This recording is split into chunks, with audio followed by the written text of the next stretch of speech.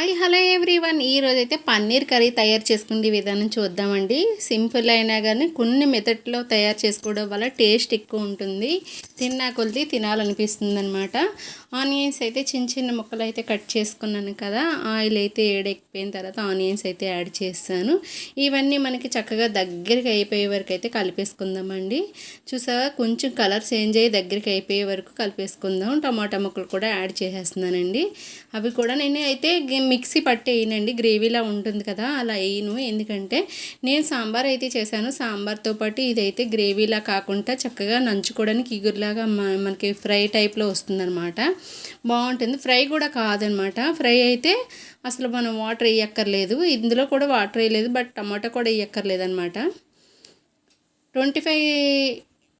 25 something పావు kilo అయితే తీసుకొచ్చారు. పావు కిలోను ఇంకా పైనే ఉండొచ్చు. ఇది ఎంత అన్నది నాకు తెలియదు, మా హస్బెండ్ తీసుకొచ్చారు. ఇది పన్నీర్ అయితే మాత్రం చూసారా చిన్న చిన్న ముక్కలుగా అయితే కట్ చేసుకుందామండి. అది పన్నీర్ అయితే మాత్రం మనం ప్యాకెట్లో తీసుకున్నాక బాగా కడిగేసుకోవాలండి. కొంతమంది ఏం చేస్తారంటే పన్నీర్ ఆయిల్లో ఒకసారి ముక్కలు కట్ చేసిన తర్వాత ఫ్రై చేస్తారా కర్రీ వండుతారు. అలా చేయకూడదండి, ఫుల్గా ఆయిల్ లాగేస్తుంది, వేస్ట్ కూడా టేస్ట్ కూడా డిఫరెన్స్గా ఉంటుంది, ముక్కల్లా ఉంటాయి. కానీ ఇవి ఇలా కట్ చేసి డైరెక్ట్గా అన్నీ వేగిపోయిన తర్వాత లాస్ట్లో యాడ్ చేయడం వల్ల టేస్ట్ అయితే సూపర్గా ఉంటుంది అనమాట. చిన్న చిన్న ముక్కలుగా అయితే కట్ చేసేస్తానండి. ఆనియన్స్ అయితే ఫ్రై అయిపోయాయి కదా, టమాటా ముక్కలు కూడా యాడ్ చేస్తాను. అవి కూడా దగ్గరికి వస్తే కొంచెం సాల్ట్ వేసి వదిలేస్తాను. ఈలోగా పన్నీర్ ముక్కలు అయితే చిన్న చిన్నగా అయితే కట్ చేసేసుకుంటే సరిపోతుందండి. చూసారా, అసలు ఈ కర్రీ ఏంటంటే ఇలా ఎందుకు చెప్తున్నానంటే గ్రేవీలా కావాలనుకున్నప్పుడు పాలక్ పన్నీర్ కూడా అలాగా చేసుకోవచ్చు. ఒకరోజు చేస్తానండి పాలక్ పన్నీరు. పాలకూర అంటే కిడ్నీలో స్టోన్స్ ఉన్న వాళ్ళు తినకూడదండి. అలా ఒకసారి ఎప్పుడో ఒకసారి వస్తే మొత్తం ఫ్యామిలీ అందరం మానేసామన్నమాట. అప్పటి నుంచి మేము పాలక్ తినడము, లేకపోతే పాలక్ పన్నీర్ అయితే చేసేదాన్ని. ఎవరికైనా కిడ్నీలో స్టోన్స్ ఉన్నాయి అనుకుంటే మాత్రం పాలక్ తినడం మానేసేయండి. పాలకూర ఫ్రై అయితే సూపర్గా ఉంటుంది అన్నమాట. ఒక్కసారి అయితే భయం వస్తే మొత్తం మానేస్తాం కదా, అలా ఉంటుంది అనమాట. ఒకరికి మా ఫ్యామిలీలో స్టోన్స్ అయితే వచ్చినప్పుడు పాలక్ మానేసాము. అప్పటి నుంచి ఇంక మొత్తం నాకు ఇంట్రెస్ట్ ఫస్ట్ నుంచి చిన్నప్పటి నుంచి ఇష్టం ఉండదు, అందుకే. లేకపోతే పాలక్ పన్నీర్ కూడా సూపర్గా ఉంటుందండి. మరి నార్త్ సైడ్ అయితే ఎక్కువ చేస్తుంటారు పాలక్ పన్నీర్ అయితే.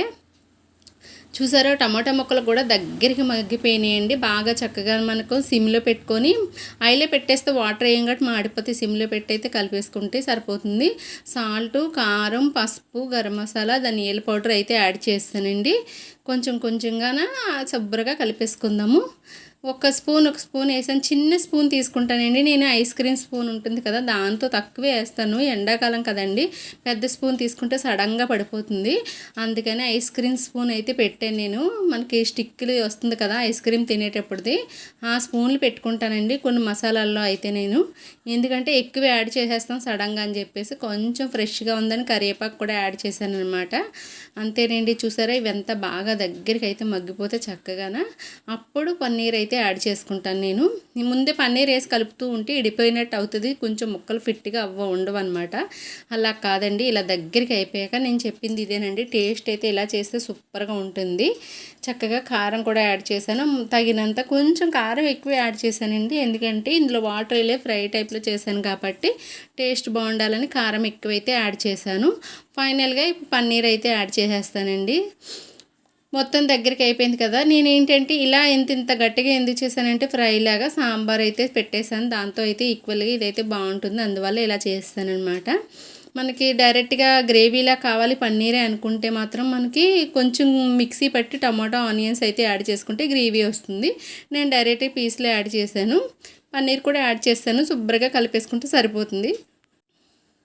దగ్గరికి అయిపోయేలా బాగా కలిపేసాను. చూస్తారా, సాల్ట్ కూడా యాడ్ చేసి కొంచెం దగ్గరికి అయితే కలిపేసాను, సరిపోతుందండి. ఇలా కలిపేసుకుంటే చూసారా దగ్గరికి అయిపోయింది. టేస్ట్ అయితే సూపర్గా ఉంటుందండి. పన్నీర్ ఎలాగని చేసుకున్నారంటే నచ్చితే ఒక లైక్ చేయండి, షేర్ చేయండి, కామెంట్ చేయడం మర్చిపోవద్దండి. అల్లం వెల్లుల్లిపాయ పేస్ట్ కొంచెం యాడ్ చేశానండి. నేను ఎప్పుడు కూడా మీరు నా వీడియోస్ చూసే ఉంటారు, అల్లం వెల్లుల్లిపాయ పేస్టు వాటర్ వేయను కానీ కారం ఉప్పు అన్నీ యాడ్ చేసాక వేసామంటే ఏ కర్రీ కన్నా మనకి చికెన్ స్మెల్ వచ్చినట్టు ఫ్లేవర్ సూపర్గా ఉంటుంది. ఆయిల్లో ఫస్ట్ పచ్చివాసన పోతుందని వేస్తారు కానీ అప్పుడు కాదండి, కారం వేసాక వేసి చూడండి మామూలుగా ఉండదన్నమాట. నచ్చిన వాళ్ళు ఒక లైక్ అయితే చేసి సబ్స్క్రైబ్ చేసి ఛానల్కి అయితే సపోర్ట్ చేసేయండి. నేనైతే అన్ని హెల్తీ ఫుడ్సే పెడుతున్నానండి. ఒకసారి చూసి నచ్చిన వాళ్ళు కంపల్సరీగా లైక్ చేసి సబ్స్క్రైబ్ చేయండి, సపోర్ట్ చేయండి ఛానల్కి అయితే. నా ఫ్రై అయితే రెడీ అయిపోయింది. Okay friends, bye bye.